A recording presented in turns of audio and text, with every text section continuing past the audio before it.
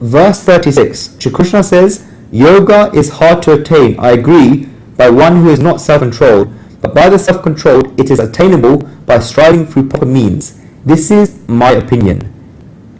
In this practice of yoga, the first thing that one has to do is to keep the mind under control. This is because yoga is hard to attain by one who has not brought his mind under control.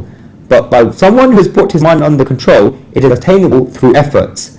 You do not attain yoga by just controlling the mind. Having the mind under control is a prerequisite. This first shows you that you have to keep making efforts after this, and when one does this, then they attain to yoga. It is possible to achieve. Shri Krishna says that this is his opinion. Therefore, a person who has not brought his mind under control cannot go on a path of yoga and does not attain to yoga. Whereas one who has controlled his mind and continues making efforts attains to yoga. What is control? We have discussed the subject of control over and over again, but now we will go slightly deeper into the subject. Because we live in the material world and in society, the following two things always come in front of us all the time: purity and impurity. Having control is accepting purity and rejecting impurity. This is self-control. We have to keep using our intellect and our sense of discrimination. We should accept purity and reject impurity with the senses, body, mind and intellect. This is self-control. Shri Krishna has said throughout the Gita that Yukta Hara Viharasya, Yoga Ahar Yoga Vihar, Yukta Swapnaho Bodhasya, and Yukta Chittasya Karmasyu. He keeps saying to do what is right. This is what self-control is. There is no extremity in self-control. There is no suppression in self-control, and there is no leaving everything in self-control. What would you call Yukta or Yukta Ahar, right food? If I am sitting down to eat and many different foods come in front of me, then I have to decide which of them I like and which of them I should take. This is self-control of food. This is the self-control of each of the senses. There is also self-control of the other senses. I have eyes, and with these eyes, I'll have the opportunity to see good things and also see bad things. But which of the two do I prefer? When the eye keeps seeing things that are good for you, or becomes a witness to events that are good for you, and leaves things that are not good for you, then this is self-control of the eyes. There is a story of Ajamil in the Srimad Bhagavat. He was a beautiful, pure and knowledgeable Brahmin, and was living his life in a nice way. One day in the morning he went to pick flowers outside the town near where the jungle was. He saw a drunk Shudra, a labourer, and a prostitute doing wrong deeds. When Ajamil saw this, then his eyes just stood at that point. He kept seeing this happening. He had been completely sheltered from such a thing. He thought that he would never enjoyed such a pleasure in his life. As a consequence, he became bewildered and attached. What is self-control of the eyes like? One only looks at those things that are good for one. What is self-control of the ears like? The ears only listen to great thoughts. The ears should not just listen to anything. The ears should not listen to wrong things. Gandhiji had toys of 3 monkeys.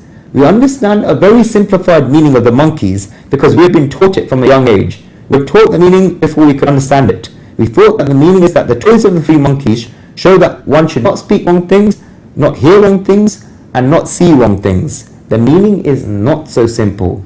It is much deeper than that. Zen saints would keep those toys with them, and they represent something very big. We think that because there is a monkey and he's put his hand around his eyes, then this means that we should not see wrong things. But how can we know what wrong things not to see? We can only know after we've seen the thing, whether it is right or wrong. If you see something and realize that it is wrong, then you do choose close your eyes and choose to go away? No.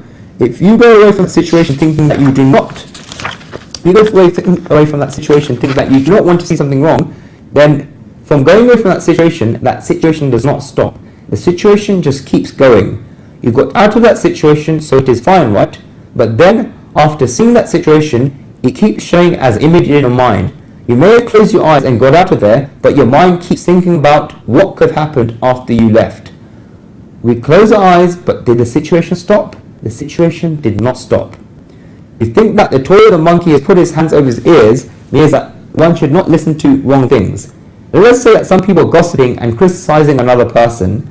That gossiping and criticism is a wrong thing. We do it, but we still say it's wrong. Nobody thinks that criticizing and gossiping is a good thing. We see that 2 people have gotten together and are criticizing someone, so we close our ears and go away from there. But from us closing our ears and going away from there, did the criticizing stop? The criticizing did not stop. The conversation will continue and keep going on in the other room. We will think in our minds, what else could they have said? When we were there, then we only heard one thing, but now we hear so many things in our minds. The toy monkeys are not saying do not say wrong things or do not listen to wrong things. Zen saints say that the meaning of the toys is that do not look until you have the utmost need for it. Just do not open your eyes, do not hear until you need to. That is why you should keep your ears closed. And by not seeing and not hearing, you do not need to put your hands over your eyes or your ears. Do not take the sights or sounds outside. Ganeshji, if you look at the example of Ganeshji here, Ganeshji's large ears, shaped like a winnowing basket, are very symbolic. A winnowing basket is used for cleaning grains so that the dirty grains get left outside and the good grains come inside. This is the work of a winnowing basket. It's called a supra in Gujarati. As you advance in society, then many people come and say things in your ears. If your ears are like winnowing baskets, then you can immediately clean them so that all the rubbish gets left outside and only that which is good goes inside. That is why Ganeshji has ears of the shape of a winnowing basket. Do not listen to wrong things in the first place. That is what self-control is. Only having self-control of the senses will not work. One needs to have self-control of the mind. The mind should only be thinking great thoughts. The mind should not think wrong thoughts at all. This is the control of the mind. The intellect should only be receptive to great knowledge. Otherwise, the intellect should not be receptive to anything else. By controlling each of the senses, mind and intellect, a person keeps moving forward. How can a person become Vashatma, self-controlled, as described by Shri Krishna in this verse? How can one exercise self-control over his mind? Shri Krishna and the scriptures say that first of all, one should make a decision that he is not an enjoyer of material objects. One should make a decision that he has not been given this human body just to enjoy material objects and for sensual happiness. This decision should first come to a person's mind. I am not an enjoyer of material objects. Then who am I? One should decide this. Am I spiritually curious? Attaining the truth, studying the truth, and thinking about the truth becomes my purpose. I am not a material enjoyer, I am spiritually curious. I am of God, and therefore doing the work of the Supreme Soul becomes my duty. First of all, a human being should decide who he is. When he does this, then he naturally becomes self-controlled. Because while this is not decided, then the mind just runs after anything. It is very necessary to do this. And once it goes beyond the ego, then the mind very quickly becomes under one's control. Guruji often gives the example when he went to a school for a discourse.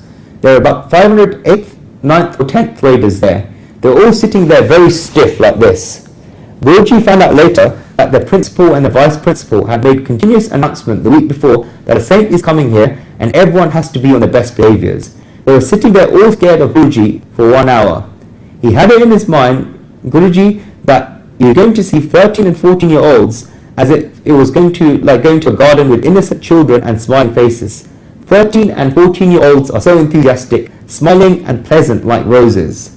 Guruji was going to address them as my blooming rosebuds. He came there and he just saw children like plastic flowers with serious faces.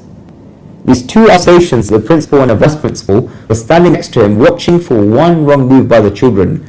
They were worried about the school image. Guruji did not like it and wondered how he would talk for 1 hour in front of all these serious faces. They were sitting there all scared. Guruji studied management and learnt about body language. He read a lot about this while he was in college. It was said in these books that if someone sits in front of you with crossed arms, then consider that he is very closed and he is not going to want to listen to what you are saying. There was advice for managers and salesmen that if you go and try to sell something to someone and see that your potential customer is standing there or sitting there with crossed arms, then you should not talk about the topic you are going to speak about.